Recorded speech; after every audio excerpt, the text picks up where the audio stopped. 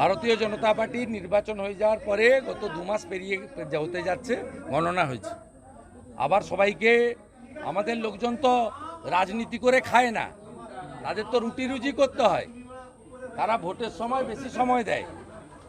ভারতীয় জনতা পার্টির লোকরা ওই শৌচালয় থেকে, আবাস যোজনা থেকে টাকা মারে না, হকারদের কাছ থেকে তোলে না, টোটোর কাছ থেকে তোলে না। তাদের তো পেট আছে, তাদের তো স্ত্রী পুত্র পরিবার আছে, বাবা মা আছে।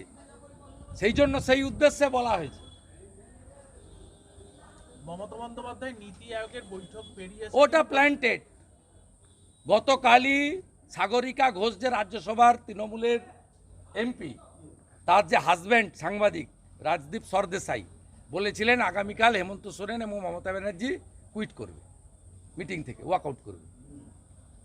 কালকে বলে দিয়েছে, তো প্ল্যান্টেড তো। এবং গতকাল লিক হয়ে গেছে, রাজদীপ সরদেশাই গতকাল লিক করে দিয়েছে, ফলো মাই এক্স হ্যান্ডেল।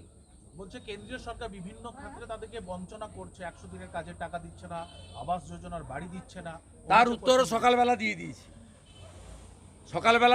সবচেয়ে কম জিএসটি কালেকশন এখানে 4.11, জনসংখ্যার 7.12, আর টাকা পান সবচেয়ে বেশি আপনি। আপনাকে চুরি করার জন্য দেওয়া হবে নাকি? আপনি তাজের চার্টার ফ্লাইট নিয়ে গেছেন দিল্লি, 1 কোটি টাকা তো আপ ডাউন করতে চলে গেছে, গাই আর বাছুর গেছে দিল্লি।